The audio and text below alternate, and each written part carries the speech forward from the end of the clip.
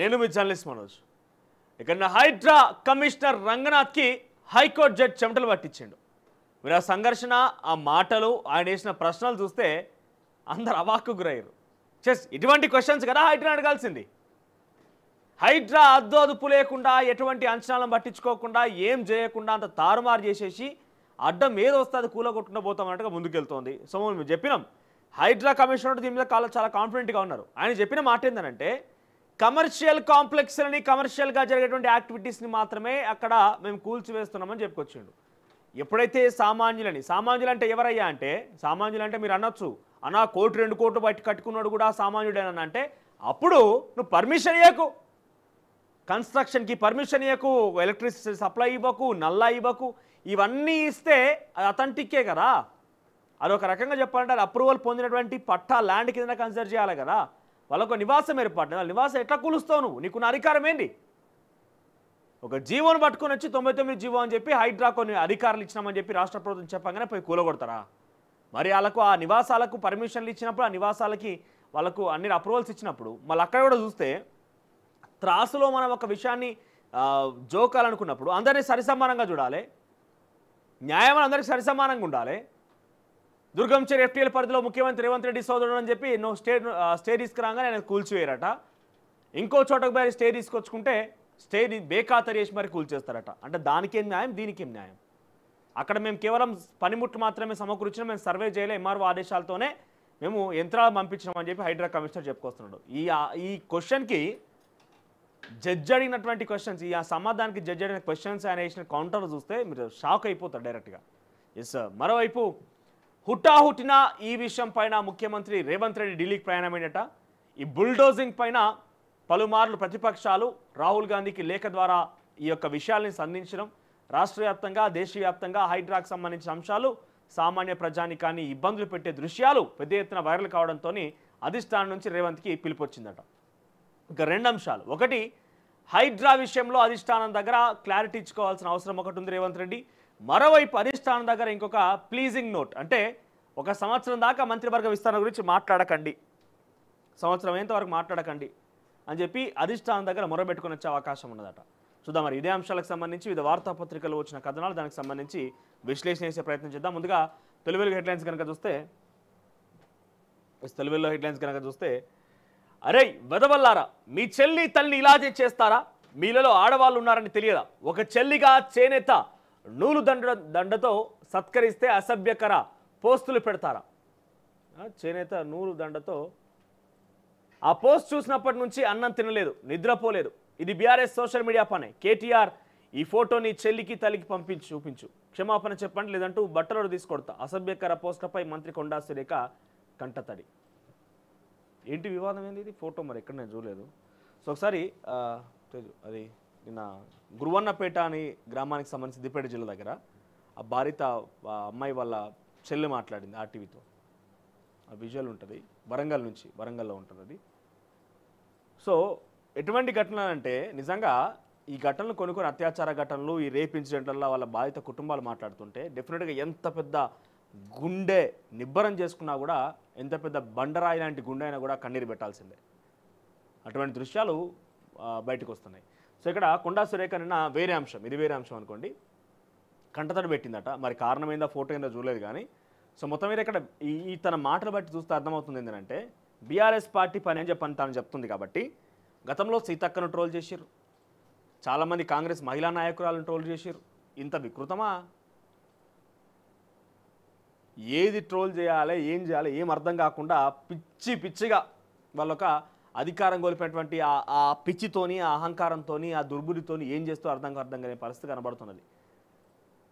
ఈ ఆడవాళ్ళని మంత్రులను ట్రోల్ చేసే పద్ధతి ఏంది నాకు అర్థం కాదు.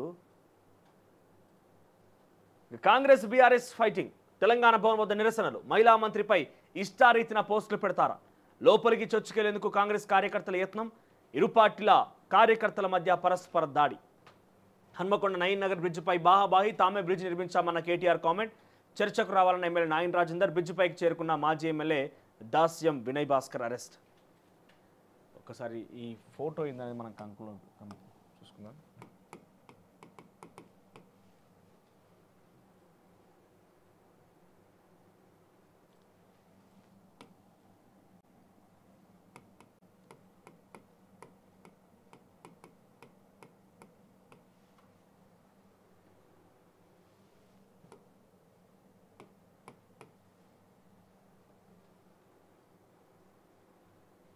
with the strong of Telangana Bhavan protested.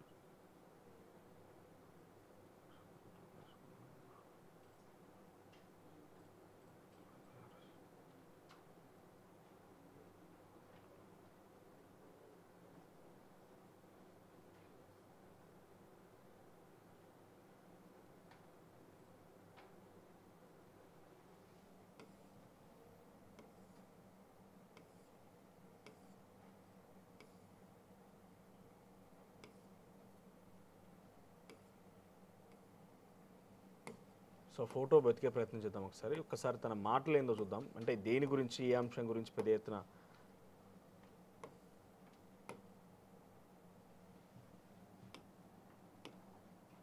ఈ విధంగా పోస్ట్ పెట్టి ఎస్ రఘునందన్ రావు తన మెడలో ఏదో ఏంటంటే ఒక మహిళగా నన్ను చాలా అసహ్యంగా ఈ విధంగా పోస్ట్ పెట్టి ఈ షాదీ ముబారక్ చెక్కులు పంపిణీ చేశారు. సోషల్ మీడియాలో చాలా దురదృష్టకరమైన చాలా ఇబ్బందికరమైన పోస్ట్ పెట్టి ఈ ఫోటోను పెట్టి వీళ్ళకు షాదీ ముబారక్ ఎవరిచ్చారు అని చెప్పి ఒక అక్రమమైన మాటగా దాన్ని చిత్రీకరించి చాలా అవమానపరచడం నాకు చాలా బాధను కలిగిస్తూ ఉంది. సో మొన్న ఒక చోట నిజంగానే ఈ సోషల్ మీడియా ప్లాట్ఫామ్ ఏవైతే కొన్ని ఉన్నాయో దాంట్లో వికృతంగా ప్రవర్తించే తీరు చూస్తే బీఆర్ఎస్ పార్టీకి సంబంధించిన సోషల్ మీడియా ప్లాట్ఫామ్ అది. దాంట్లో మొన్న కార్యక్రమాన్ని గురించి మాట్లాడుకుంటే కనుక మెదక్ ఇన్ఛార్జ్గా ఉన్నారు ప్రస్తుతం కొండా సురేఖ. సో మెదక్ నియోజకవర్గ ఇన్ఛార్జ్గా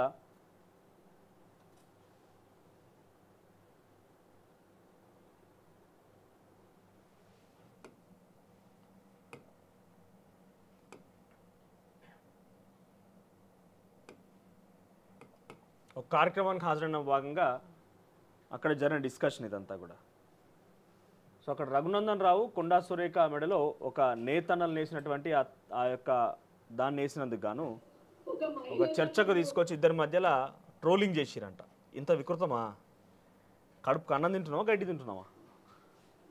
అధికారమైన మదంలా అధికారమైన పిచ్చిలా చాలా అవమానపరచడం నాకు చాలా బాధను కలిగిస్తా ఉంది. నిన్నటి నుంచి కూడా నేను అన్నం తినలేదు, నిద్రపోలేదు. ఒక మహిళగా ఈరోజు వాళ్ళ ఇంట్లో తల్లులు ఉన్నారు, చెల్లెళ్ళు ఉన్నారు, బిడ్డలు ఉన్నారు. టీఆర్ఎస్ వాళ్ళందరూ కూడా ఈరోజు కొత్త గ్యాంగ్ను ఏర్పాటు చేసుకొని ఈరోజు నా బాధ ఏంటంటే సో ఈ ఫోటోకు సంబంధించి రియాక్ట్ అవుతూ కంటతడి పెట్టింది కొండా సురేఖ. మెదక్ జిల్లాల ఒక కార్యక్రమం జరుగుతున్న నేపథ్యంలో అక్కడ ఇన్ఛార్జ్ మంత్రిగా కొండా సురేఖ, మెదక్ ఎంపీగా రఘునందన్ రావు కార్యక్రమంలో హాజరయ్యారు. కళ్యాణ లక్ష్మి షాదీ ముబారక్ చెక్కుల పంపిణీ కార్యక్రమంలో.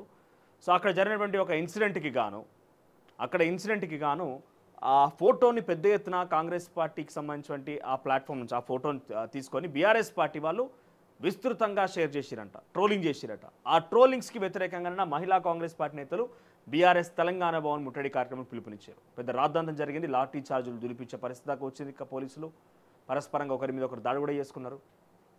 కడుపుకు అన్నం తింటాం మాత్రం మన ఇంట్లో ఆడబిడ్డని మనం గమనిస్తాం.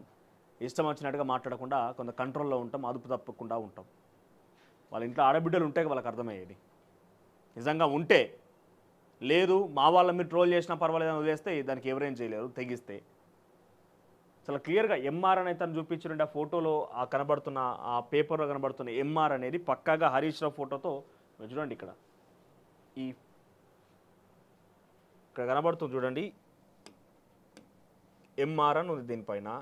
ఇక్కడ కొంచెం జూమ్ చేసుకుంటారు కాదు, హరీష్ రావు ఫోటో కనబడుతుంది డీపీలో. చాలా క్లియర్గా హరీష్ రావు ఫోటో కనబడుతున్నది. సో బీఆర్ఎస్ పార్టీ పని కాకపోతే ఏంటి? ఈ ఫోటోని పెద్ద ఎత్తున సాంగులు పెట్టి దానికి కథ పెట్టేసి ట్రోలింగ్ చేస్తున్నారట. కొంచెం ఇంకిత జ్ఞానం అన్నం తిన్న వాళ్ళైతే ఎటువంటి పని చేయరు. గడ్డి తినటోళ్ళు అయితేనే వాళ్ళకు మతిస్థిమితం ఉండదు కాబట్టి ఇటువంటి పని చేసుకొస్తారు. ఎవరైనా కానివ్వండి, అది ఎవరి గురించి అయినా కూడా మరీ ఇంత వికృతంగా. ఇక సాహితీ ఎండీకి రిమాండ్. ఫ్రీలాన్స్ ఆఫర్ల పేరిట భారీ స్కామ్. 1500 కోట్లు వసూలు చేసి బిచానా ఎత్తేసినటువంటి సాహితీ ఇన్ఫ్రా. 3000 మంది బాధితుల నుంచి డబ్బు వసూళ్లు. లక్ష్మీనారాయణ విచారించిన ఈడీ 14 రోజుల రిమాండ్ విధించిన నాంపల్లి కోర్టు. ఇక హైడ్రా ఆఫీసును కూల్చేయండి. ఎవరు పిలుపునిస్తున్నారు? కేటీఆర్. బుద్ధ భవన్కు నాలాపై కట్టారు, ఇక్కడి నుంచే కూల్చివేతలు మొదలుపెట్టండి. హైడ్రా కూల్చివేతలపైన కేటీఆర్ సంచలన వ్యాఖ్యలు ఇప్పుడు మస్తున్నది. సెక్రటరియట్ కూల్చేయాలని చెప్పి, తర్వాత అదేంది సెక్రటరీతో పాటుగా బుద్ధ భవన్ పక్కపంటే ఉంటుంది ట్యాంక్ బండ్ పరిసర ప్రాంతాల్లో. బుద్ధ భవన్ కూల్చేయాలని చెప్పేసి అన్నింటికీ ఇప్పుడు మొత్తం నోటీసులు అందరికీ వస్తూనే ఉంటాయి. ఇక వన్స్ కూల్చేయడం స్టార్ట్ అయిందని అయితే ప్రతి ఒక్కరు డిమాండ్ చేస్తారు కదా. మరి ఇది నాలా మీదనే కట్టిరు, ఇంకొకటి నాలా మీదనే కట్టిరు, బేగంపేట ఉన్నటువంటి ఆ రోడ్డు నాలా మీదనే ఉంటుంది. నాలను ఆక్రమించొద్దు అప్పుడు అనుకున్నప్పుడు ఆ రోడ్లు పక్కన బిల్డింగ్లు మొత్తం కూల్చాల్సి వస్తుంది. దీని లెక్కన పోతే హైదరాబాద్లో సుమారుగా 3000 పైగా చెరువులు ఉన్నాయంట చుట్టుముట్ట అంతా. ఈ 3000 చెరువులను కాపాడాలన్నప్పుడు మొత్తం ఇల్లు కూడా కొట్టాలి. ఇక హైదరాబాద్ మొత్తం జంగల్ చేసి పరేయాలి. ఇక నల్లమల జంగల్ లేకనో, ఇక తాడ్వాయి జంగల్ లేకనో మొత్తం హైదరాబాద్ చుట్టుముట్టు చెట్టు మొలిచినట్టుగా కాలువలు గిలువలను రక్షించడం కోసం ఈ ఇళ్ళను మొత్తం కూల్చేసుకుంటూ పోవాలి. చూపిస్తాం మీకు వీడియోలు కూడా ఉన్నాయి, ఏం మాట్లాడారని చూపిస్తా. చార్మినార్ కూల్చేస్తారా? ఇది ఎవరు అడిగిన క్వశ్చన్. హైకోర్టు జడ్జి అడిగింది ఏమని, హైడ్రా రంగనాథ్ను ప్రశ్నిస్తూ, మేము కేవలం యంత్రాలను మాత్రమే సమకూర్చిన అమీన్పూర్కి సంబంధించిన కృష్ణారెడ్డిపేట దగ్గర బిల్డింగ్ల కూల్చిపేత కోసం, దానికి మాకు సంబంధం లేదు, మేము సర్వే చేయలేదని చెప్పి అడిగిన క్వశ్చన్కి గాను ఆయన చెప్పిన సమాధానానికి, రేపటి రోజున చార్మినార్ తహసీల్దార్ ఫోన్ చేసి మాకు యంత్రాలు కావాలి, చార్మినార్ కూలగొడతానమంటే పంపిస్తావా అంటూ ఏ ఎంక్వైరీ చేయకుండా ఏం చేయకుండా పంపిస్తావా, ఇదేనా నీ బుద్ధి అని చెప్పి గట్టిగా మొట్టికాయలు వేసాడు. ఇక ఈనాడులో హెడ్లైన్స్ కనుక చూస్తే, కూల్చివేతల్లో అడుగడుగున నిబంధనల ఉల్లంఘన, స్టే ఉన్నా ఎలా చర్యలు చేపడతారు, సేమ్ ఇన్సిడెంట్. హైడ్రా కమిషనర్ రంగనాథ్కు హైకోర్టు జడ్జి చుక్కలు చూపించిన వైనం సేమ్ వార్త ఇక్కడ కూడా హైలైట్గా ఉన్నది. శని ఆదివారాల్లో సూర్యాస్తమయం తర్వాత ఇంత రాత్రి అయినా కూడా అంత అగ్రెసివ్గా పోవాల్సిన అవసరం ఏమొచ్చింది, సెలవుల రోజుల్లో ఏం కూల్చుంది, దీన్ని కట్టేనని చెప్పి గట్టిన క్వశ్చన్ చేసిండు. ఇక కొలువుల దసరా 9న ఉపాధ్యాయ నియామక పత్రాలు, డిఎస్సి ఫలితాలు విడుదల. కార్యక్రమంలో సీఎం రేవంత్ 1:3 నిష్పత్తుల అభ్యర్థుల ధ్రువపత్ర పరిశీలన. సరే, ఫ్లోలో మాట్లాడుతూ గ్రూప్ 1 రిజల్ట్స్ కూడా త్వరలో అనౌన్స్ చేస్తామని చెప్పేసి, ఇక ఎగ్జామ్ జరగకముందే మరి నాకు ఏమాత్రం అవగాహన ఉన్నదని దీన్ని బట్టి అర్థమవుతున్నది. విద్యాశాఖ మంత్రిగా కీలక శాఖలు వ్యవహరిస్తున్న ముఖ్యమంత్రి రేవంత్ రెడ్డి మీకు ఏమాత్రం అవగాహన ఉన్నది ఉద్యోగుల పట్ల, ఉద్యోగ నోటిఫికేషన్ల పట్ల అనేది చాలా క్లియర్ అర్థమవుతుంది. ఎగ్జామ్ పెట్టక ముందే రిజల్ట్స్ అనౌన్స్ చేస్తామని చెప్పుకొచ్చిండు. ఇక అమెరికాకు పోదాం పద, వీసా దరఖాస్తుదారుల కోసం 2.5 లక్షల అదనపు స్లాట్ల విడుదల. అమెరికా వీసాల కోసం దరఖాస్తు చేసి ఇంటర్వ్యూ స్లాట్ల కోసం ఎదురు చూస్తున్న వారికి శుభవార్త. భారతీయుల కోసం 2.5 లక్షల అదనపు వీసా స్లాట్లను విడుదల చేసిన సోమవారం అమెరికా రాయబార కార్యాలయం వెల్లడించింది. ఇక మిథున్ దాదా, లెజెండ్ నటుడికి ప్రతిష్టాత్మక దాదా సాహెబ్ ఫాల్కే పురస్కారం. సో ఈ విషయంలో కూడా దేశవ్యాప్తంగా చర్చ ఏంటంటే, ఆయన అదేంది కశ్మీర్ ఫైల్స్ అనే సినిమా నటించాడు. కశ్మీర్ ఫైల్స్ అనే సినిమా ఎంత వివాదానికి దారితీసిందో చూసినాం మనం. సో ఆ కశ్మీర్ ఫైల్స్ అనే సినిమాలో ప్రముఖ మెయిన్ లీడ్గా ఉన్నాడు కాబట్టి అందుకే బీజేపీ చేరదీసి ఆయన బీజేపీ ఎంపీ కూడా పనిచేసిందట. ఆయన ఎంపీ కూడా పనిచేసిందట. ఇక కేంద్ర సమాచార ప్రసార శాఖల మంత్రిగా అశ్విని వైష్ణవ్ సోమవారం ఎక్స్ వేదికగా తెలియజేశారు. మిథున్ చక్రవర్తి అద్భుతమైన సినీ ప్రయాణంతో ఎంతో మనకి స్ఫూర్తిదాయకం. భారత చిత్ర పరిశ్రమకు ఆయన చేసిన సేవల గురించి ఏడాది దాదా సాహెబ్ ఫాల్కే పురస్కారం ఆయనకు అందించాలని జ్యూరీ నిర్ణయించిందని పేర్కొన్నారు. సో కొంత పొలిటిసైజ్ అయిందని కూడా ఒక దేశవ్యాప్తంగా చర్చ కొనసాగుతున్నది. ఇక సిట్ని కొనసాగించాలా, స్వతంత్ర సంస్థను వేయాలి. లడ్డు వివాదంలో సిట్ని కొనసాగించాలా లేదంటే స్వతంత్ర సంస్థను వేయాలా? తిరుమల లడ్డు వివాదం పైన సొలిసిటర్ జనరల్ అభిప్రాయం కోరిన సుప్రీంకోర్టు. ఇక మూసీ ప్రాజెక్టు పెద్ద కుంభకోణం, 2400 కిలోమీటర్ల గంగా ప్రక్షాళన ఖర్చే 40,000 కోట్లు, 55 కిలోమీటర్ల మూసీ సుందరీకరణకు 150,000 కోట్ల అంటూ కేటీఆర్ క్వశ్చన్ చేసిండు. ఇక ఓట్లేసిన రైతులను మోసం చేసిన కాంగ్రెస్, రైతు దీక్షలో ప్రభుత్వ తీరును ఎండగట్టిన భాజపా నేతలు, 1000 మంది అన్నదాతలు ఆత్మహత్య చేసుకున్నారన్న ఏలేటి, ఎంత రుణమాఫీ చేశారో పోర్టల్లో పెట్టాలని ఈటల డిమాండ్. ఇక దసరాకు 6,000 స్పెషల్ ప్రత్యేక బస్సులు నేటి నుంచి 15 వరకు నడుపుతామన్న ఆర్టీసీ ఎండీ. ఇక స్థానికతను వచ్చే ఏడాది నుంచి అమలు చేయవచ్చేమో పరిశీలించండి అంటూ సుప్రీంకోర్టు చీఫ్ జస్టిస్ చంద్రచూడ్ రాష్ట్ర ప్రభుత్వానికి సూచన. జీవో నెంబర్ 33 పైన రాష్ట్రానికి సిజేఐ చంద్రచూడ్ సూచన అట. ఇక కాన్పూర్లో రికార్డుల మోత, భారత్కు గెలుపు ఆశలు, బంగ్లాదేశ్లో 2వ టెస్ట్ మ్యాచ్. ఇక కబ్జాల కట్టడికి కావాలో చట్టం, ఆక్రమణదారులకు శిక్షించేలా ఉండాలంటున్న నిపుణులు. 2016 రద్దయిన ల్యాండ్ గ్రాబింగ్ యాక్ట్, ప్రత్యేక కోర్టు కూడా కొత్త రెవెన్యూ చట్టం తయారీ నేపథ్యంలో చర్చ. సో ల్యాండ్ గ్రాబింగ్ సంబంధించి కబ్జాదారుల విషయంలో వెంటనే సమాధానాలు దొరకాలి. ఎందుకంటే ఒకసారి కబ్జాకు గురైన తర్వాత దాన్ని రికార్డులు పరిశీలించి వెంటనే చేస్తే కనుక ఎవరైతే న్యాయబద్ధంగా దానికి సంబంధించి సర్వ హక్కులు ఉంటాయో వాళ్లకు చెందడం కోసం కొన్ని ఏళ్ళు రోడ్ల చుట్టూ తిరగాల్సి వస్తుంది, కోట్ల చుట్టూ తిరగాల్సి వస్తుంది. సో అటువంటి దానికి ఒక ప్రత్యేక చట్టం ఉండాలని చెప్పి రూపొందించబోతున్న ప్రత్యేక కోర్టు ఉండాలని చెప్పి రాష్ట్ర ప్రభుత్వం ఆలోచన చేస్తున్నదట. ఇక దోపిడీ కొండంతా దొరికేది గోరంతా. సో సైబర్ క్రైమ్ల ద్వారా సుమారుగా ఈ ఏడాది ఆగస్టు వరకు 1300 కోట్ల రూపాయలు సైబర్ నేరగాలు, అంటే ఈ ఏడాది అంటే 8 నెలల కాలంలోనే 8 నెలల్లోనే 1300 కోట్ల రూపాయలు సైబర్ నేరగాలు దోచుకున్నారట. పోలీసులు రికవరీ చేసింది మాత్రం కేవలం 114 కోట్లు మాత్రం, అంటే ఆల్మోస్ట్ 10% కూడా రికవరీ చేయలేకపోయారు ఇంకా. సో ఇక ఇది ఈనాడు హెడ్లైన్స్ కావాలి. ఇక ఆంధ్రజ్యోతి విషయానికి వస్తే మిథున్ చక్రవర్తికి దాదాసాహెబ్ ఫాల్కే హిందీ, బెంగాలీ, భోజ్పురి, ఒరియాలో 370 చిత్రాల్లో నటించినటువంటి మిథున్ చక్రవర్తి. ఇక సిద్ధుపై ఉచ్చు, కర్ణాటక సీఎం సిద్ధరామయ్యపై ఉచ్చు బిగుస్తుందట. ముడా స్కామ్పై రంగంలోకి దర్యాప్తు సంస్థలు. మనీ లాండరింగ్ కేసు నమోదు చేసిన ఈడీ, లోకాయుక్త ఎఫ్ఐఆర్ అధ్యయనంలో సిబిఐ. రోజంతా ఇంటికే కర్ణాటక సీఎం పరిమితం. 14 ఫ్లాట్లను సరెండర్ చేస్తున్నా వెల్లడించిన సిద్ధరామయ్య భార్య పార్వతి. ఆవిడ ముడా అంటే మైసూర్ అర్బన్ డెవలప్మెంట్ అథారిటీ అనుకుంటా బహుశా. సో దానికి సంబంధించి అక్కడ ఆ అర్బన్ డెవలప్మెంట్ అథారిటీ నుంచి తన భార్య పార్వతి పేరిట ట్రస్ట్ పెడుతున్నామని చెప్పి సుమారుగా 10-15 ఎకరాలు ఏమో కట్టబెట్టినాడు, 10-15 ఫ్లాట్లు. సో ప్రస్తుతం ఆ వివాదం పెద్ద ఎత్తున చర్చనీయాంశం అవుతుంది. ఏం ట్రస్ట్ పెట్టిరు, ఏం కథ, దాని ద్వారా ఎట్లాంటి ట్రాన్సాక్షన్ జరిగినాయి, అమ్మకాలు కొనుగోలు ఏం జరిగింది, మొత్తం అంతా తీగ లాగితే డొంకగా తిన్నట్టు తీగ మొత్తం లాగితే విషయాలు ఒక్కొక్కటి బయటకు వస్తూ ఏకంగా ఆయన పదవికే ముప్పు వచ్చే అవకాశం ఉన్నదట. ఇక ఇవేం కూల్చివేతలు, వ్యక్తి చనిపోయే ముందు కూడా చివరి కోరిక ఏంటని అడుగుతారు. ఓ భవనాన్ని కూల్చే ముందు దాని యజమాని చివరి అవకాశం ఇవ్వరా? హైకోర్టు రంగనాథ్ని సూటిగా ప్రశ్నించింది. ఇక ఉపాధ్యాయ వృత్తి ఉద్యోగం కాదు, భావోద్వేగం. డిఎస్సి ఫలితాల ప్రకటన సందర్భంగా సీఎం రేవంత్ రెడ్డి అభ్యర్థుల కుటుంబాల దసరాకు ముందే పండుగని వ్యాఖ్య. 9వ తేదీన ఎల్బీ స్టేడియంలో నియామక పత్రాల అందజేత. నేటి నుంచి ధ్రువపత్రాల తనిఖీ. 1:1 నిష్పత్తిలో ఎంపిక. తర్వాత జిల్లా కలెక్టర్ ఆధ్వర్యంలో వెబ్ ఆప్షన్లు పోస్టింగ్. ఇక రుణమాఫీ పూర్తయ్యేదాకా వదలం, అక్కడే దీక్షించుకొని కూర్చున్నారట. రైతు దీక్ష చేస్తున్న ఈటల రాజేందర్, కొండ విశ్వేశ్వరరెడ్డి, మహేశ్వర్ రెడ్డి రైతు దీక్షలు. మరి కేంద్రం నుంచి రావాల్సిన సబ్సిడీ గురించి కూడా ఇట్లనే పట్టుబట్టి మీరు మీ యొక్క అధిష్టానంతో కూడా మాట్లాడతారని కోరుకుందాం. ఇక మరిన్ని వీసాలు అదనంగా 2.5 లక్షల అమెరికా వీసా అపాయింట్మెంట్లు. పర్యాటకుల నిపుణులైన కార్మికులు, విద్యార్థులకు కేటాయింపులు. ఇక బీమా భారం నేటి నుంచి అమల్లోకి సవరించిన పాలసీ సరెండర్ వాల్యూ మార్గదర్శకాలు. చిన్న మొత్తాల పొదుపు రేట్లు యథాతథం. ఇక దసరాకు 6,000 ప్రత్యేక బస్సులు అంటే ఒక వార్త. ఇక లెబనాన్లోకి ఇజ్రాయిల్, అమెరికా సమాచారం. సరిహద్దుల్లో వైదొలిగిన లెబనాన్ ఆర్మీ. యుద్ధ ట్యాంకర్లతో ఆల్ వజాని, ఆల్ కియామ్ వైపు ఐడిఎఫ్. ఇక డమాస్కస్ పై దాడులు. లెబనాన్లో 10ల సంఖ్యలో మరణాలు. ఇక కులగణనకు మార్గదర్శకాలు ఎప్పుడు?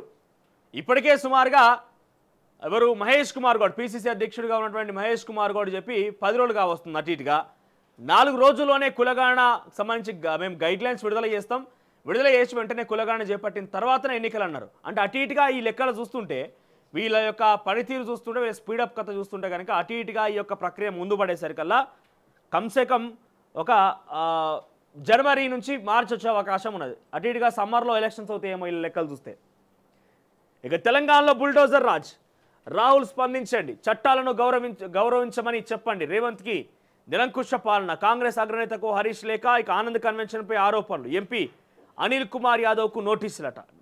ఇక ఢిల్లీకి 25 కోట్లు పంపేందుకు పేదల బలి అంటూ కేటీఆర్ ధ్వజం.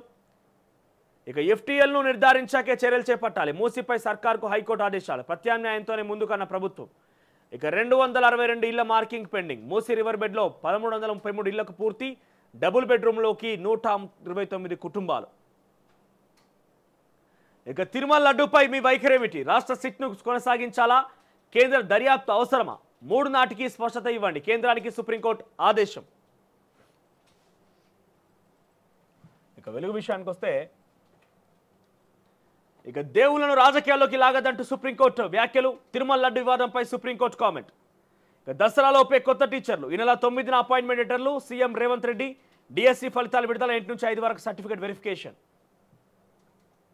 ఇక ఆగమాగం కూల్చుడు ఎందుకు? తహసీల్దార్ చెప్తే హైకోర్టును కూల్చేస్తారా? హైడ్రా కమిషనర్ రంగనాథ్పై హైకోర్టు ఆగ్రహం గట్టిగా పిడిపడింది. నిన్న మీరు వీడియోలు చూస్తా కదా, ఇప్పుడు మీరు చాలా ఏమంటారు దెబ్బకు నీళ్ళు మింగిన రంగనాథ్ ఏం సమాధానం చెప్పలేక. ఇక మిథున్కు ఫాల్కే అవార్డ్, దసరాకు 6000 స్పెషల్ బస్సులు. ఇక మార్కెట్ భారీ పతనం, మిడిల్ ఈస్ట్లో టెన్షన్స్, జపాన్ మార్కెట్లు బలహీనతకు తోడు ప్రాఫిట్ బుకింగ్ తదితర కారణాలతో సోమవారం స్టాక్ మార్కెట్ ఇండెక్స్లు భారీగా నష్టపోయాయి. ఇక పంచాయతీ ఓటర్ల సంఖ్య 1,67,33,585. ఊర్లలో జాబితా డిస్ప్లే, పంచాయతీ ఎన్నికలకు వేగంగా ఏర్పాట్లు. ఏం ఏర్పాట్లు? రిజర్వేషన్లపై ఉత్కంఠ, కులగణన కసరత్తు.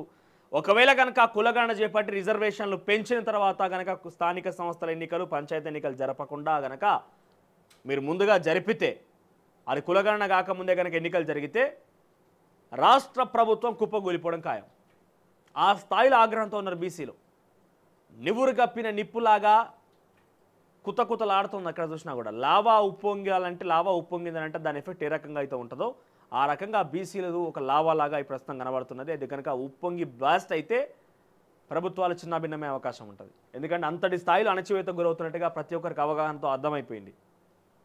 ఇక 80% కబ్జాలు బీఆర్ఎస్ నేతలవే. గతంలో మూసీ ప్రక్షాళన చేయాలని చెప్పి ఇప్పుడు గగ్గోలా అంటూ PCC chief Mahesh Kumar Goud media సమావేశంలో మాట్లాడుకొచ్చారు. ఇక మూసీ సుందరీకరణ ఓ స్కామ్, రాబోయే ఎలక్షన్స్ కోసం కాంగ్రెస్కు రిజర్వ్ బ్యాంకుల ప్రాజెక్ట్ అన్న కేటీఆర్. అంతకుముందు మీరు కాళేశ్వరం ప్రాజెక్ట్ చేసి ఇప్పుడు వీళ్ళు మూసీ ప్రాజెక్ట్ చేస్తున్నారు. వీళ్ళిద్దరు కూడా నువ్వు దొంగ అనుకున్నట్టు కనబడుతున్నది. ఇక రైతులకు అండగా ఉంటాం, ఓట్లేసి గెలిపించిన వారినే కాంగ్రెస్ మోసం చేసిందన్న బీజేపీ ఎల్పీ నేత ఏలేటి. హైదరాబాద్లో సీట్లు రాలేదని పేదల ఇండ్లు కూలుస్తున్నారన్న ఎంపీ అరవింద్. రుణమాఫీ చేసింది కొంతే, చెప్పేదేమో కొండంత అంటున్న ఎంపీ డీకే అరుణ. ఇక ధర్నా చౌక్లో బీజేపీ ఆధ్వర్యంలో రైతు హామీల సాధన దీక్ష. ఇక సైబర్ క్రిమినల్స్ కోసం ఆపరేషన్స్ చక్రాత్రి. హైదరాబాద్, విశాఖ, పూణే, అహ్మదాబాద్లో సిబిఐ సోదాలు. 26 మంది నిందితుల అరెస్ట్. కంప్యూటర్స్ హ్యాక్ అయ్యాయంటూ మెసేజ్లు. తాము చెప్పిన అకౌంట్స్లోకి డబ్బులు వేయాలని కాల్స్. విదేశాల నివాసం ఉండే వారి టార్గెట్గా మోసాలు. ఇక నమస్తే తెలంగాణలో హెడ్లైన్స్ కనుక చూస్తే చివరిగా రాజు వచ్చినాడు, యువరాజు కేటీఆర్ గారు, యువరాజు గారు బయటకు వచ్చారు. వీళ్ళు ఇంకా కూడా వీళ్ళ దగ్గర ఒక అహంకారం ఏంటంటే ఇప్పటికి కూడా మేము తప్పు చేసినాం కాబట్టి జనం మమ్మల్ని ఓడగొట్టరని చెప్పి వాళ్ళు యాక్సెప్ట్ చేస్తలేదు. వాళ్ళు ఏమంటారు తెలుసా? మీ కర్మగాలి మీరు కాంగ్రెస్ కోటేసారు అంటారు. అంటే ఇక్కడ సుపీరియర్ ఎవరు? ఎక్కడైనా కూడా మెజారిటీగా ఉన్న వాళ్ళే సుపీరియర్, జనమే సుపీరియర్. ఇండివిజువల్ పర్సనాలిటీ కాదు, ఒక వ్యవస్థ గొప్పది ఒక వ్యక్తి కంటే కూడా. ఆఫ్ కోర్స్ ఆ వ్యవస్థ నిర్మాణం చేయడం కోసం వ్యక్తే చాలా కీలకం. కానీ ఇక్కడ కేసీఆర్ ఆ కాందాన్ని మొత్తం ఏం మాట్లాడుకుంటుందంటే మీ కర్మ కొద్దీ మీరు కాంగ్రెస్ కోటేసిరు, మీరు అనుభవించండి తప్పదు కదా అని చెప్పి జనాన్ని వాళ్ళ ఇప్పుడు జరిగేటువంటి అంశాల మీద మొత్తాన్ని కూడా జనాన్ని తప్పు పడుతున్నారు. వాళ్ళు ఇప్పటికి కూడా మేము తప్పు చేసినాం, మేము ప్రజల్ని పట్టించుకోలేదు, ప్రజాస్వామ్యం లేకుండా చేసినాం, మేము కార్యకర్తలు పట్టించుకోలేదు, ఉద్యమకారులను పట్టించుకోలేదు, అమరవీర కుటుంబాలను పట్టించుకోలేదు, నిరుద్యోగులను పట్టించుకోలేదు, విద్యార్థులను పట్టించుకోలేదు, ఉద్యోగులను పట్టించుకోలేదు, కార్మికులను పట్టించుకోలేదు, కర్షకులను పట్టించుకోలేదు. ఈ మాట వాళ్ళు ఎక్కడ చెప్తలేరు. వాళ్ళు ఏమంటున్నారంటే మీ కర్మగాలి మీరే కాంగ్రెస్ కోటేసిరి పోరి, మిమ్మల్ని పక్కన పెట్టేస్తున్నారు కదా, మా కథ ఏందో మీకు తర్వాత తెలుస్తారంటే వాళ్ళ అహంకారపూరితంగా ఇంకోటి అహంకారపూరితంగా పోతున్నారు. వాళ్ళ అహంకారం ఇంకా తగ్గుతలేదు.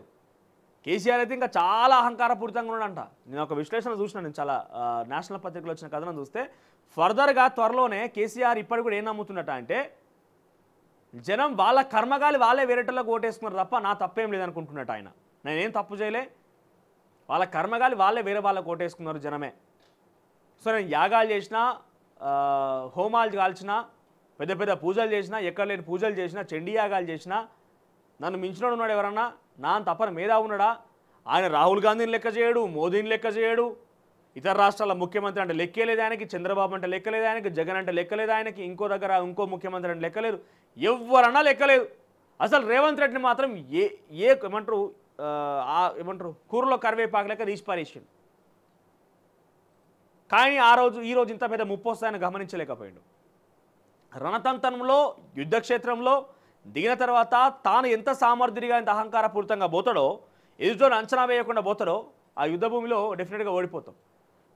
ఫస్ట్ మన మీద మనకు కాన్ఫిడెన్స్ అనేది ఉండాలి, ఓవర్ కాన్ఫిడెన్స్ ఉండకుండా ఎదుటివాడి యొక్క బలాలు బలహీనతలు మనకు తెలిస్తే ఆ యుద్ధం అనేది మనకు అర్థమవుతుంది. యుద్ధాన్ని మనం ఏ రకంగా ముందు తీసుకెళ్ళలో ఒక అంచనా ఉంటుంది. అది ఏం చేయకుండా మీ కర్మను వదిలేస్తున్నాడు. ఇప్పుడు ఏంటంటే మళ్ళీ యువరాజు గారు బయటకు వచ్చారు. యువరాజు గారు బయటకు వచ్చి ఆయన కూడా ఏమంటారు, మీ కర్మ అమ్మ మీరు అనుభవించాలి, ఇప్పుడు 5 ఏళ్ల వరకు మీరు ఓటేసిరు కాబట్టి మీ కర్మని మీరు అనుభవించాలంటగా 1-2 సార్లు కొద్దిరు ముగ్గురుతోని పెద్ద ఎత్తున మాట్లాడుకొచ్చినట్టుగా చాలామంది బయట వెలగక్కుతున్నారు, ఆవేదన వ్యక్తం చేస్తున్నారు. మీ కర్మను వదిలేస్తున్నట్టు ఆయన. ఏం కర్మ నాయన, నువ్వు తప్పొప్పుకోవా? కాళేశ్వరం ప్రాజెక్టు స్కామే, కమిషను ఏమంటారు మిషన్ కాకతీయ, మిషన్ భగీరథ, విద్యుత్ సంస్థలు ఎక్కడ లేదు. ఇందు గలడు అందు లేడని ఎందెందు చూసినా అందందు గలవాడన్నట్టుగా బీఆర్ఎస్ పార్టీకి సంబంధించిన ప్రభుత్వం వ్యవహారంలో ఎక్కడ ప్రజాస్వామ్యం లేదు, ఎక్కడ కనీసం స్వేచ్ఛా వాయువు అనేది సందర్భమే లేదు. పోలీసు నియంత్రణ నడుమ, కంచెల నడుమ మీ యొక్క హుకుం జారీ చేస్తూ రాజు యువరాజులాగా ఇద్దరు ఈ ప్రభుత్వాలని మీ అండలో పెట్టుకున్నారు. మీ ప్రజల్ని మీ యొక్క కాళ్ళకిన చెప్పుల్లాగా చూశారు. మొత్తం మీద బయటకు వచ్చి నిన్న బాధితులకు అండగా ఉంటాం, బుల్డోజర్ను అడ్డుకుంటామన్న కేటీఆర్. ఇక చెప్పినా వినరా, జైలుకు పంపాలనా? ఏ ఏకపక్ష కూల్చివేతలేంది? ప్రజలను భయభ్రాంతులకు గురి చేయాలని చూస్తున్నారా? రేపు హైకోర్టు చార్మినార్లను కూల్చమంటే యంత్రాల సిబ్బందిని పంపుతారా? పొలిటికల్ బాసులో పై ఆఫీసర్లు చెప్పిన నడుచుకుంటే బలయ్యేది మీరే అంటున్న హైకోర్టు చాలా క్లియర్గా చెప్తున్నారు. సో కాంగ్రెస్లో హైడ్రా చిచ్చు, రాజకీయాల్లోకి దేవులను లాగొద్దు చంద్రబాబుకు సుప్రీం తలంటు. ఇక తెలంగాణ తల్లి విగ్రహానికి నిప్పు. సిద్దిపేట జిల్లా చౌటుప్పల్ దుండగుల దుశ్చర్య, పోలీస్ స్టేషన్లో బీఆర్ఎస్ నాయకుల ఫిర్యాదు. సిద్దిపేట జిల్లా అక్కన్నపేట మండలం చౌటుప్పల్లిలో తెలంగాణ తల్లి విగ్రహానికి ఆదివారం గుర్తెలిన దుండగులు నిప్పెట్టారు. బా, ఇంత నీచమా? ఇక కర్ణాటక ముఖ్యమంత్రిపై ఈడీ కేసు. ఇక 23వసారి ఢిల్లీకి సీఎం రేవంత్. తాజా పరిణామాలతో హడావిడిగా పయనం. సోమవారం రాత్రి ఢిల్లీకి వెళ్లారు ఆయన. మంగళవారం రాత్రి, బుధవారం తిరిగి వస్తారని సమాచారం. రాత్రి ఉరికిండి, ఆల్రెడీ పయనం అయిపోయింది. ఇక రబీ వచ్చిన రైతు భరోసా ఏది? సోమవారంతో ముగిసిన వానాకాలం పంట సీజన్. ఇక డిఎస్సి ఫలితాలు విడుదల. టీవీ హెడ్లైన్స్ గా ఉన్నాయి. అసలైన తొలి వెలుగు. ఫాలో వాట్సాప్ @తొలి వెలుగు official.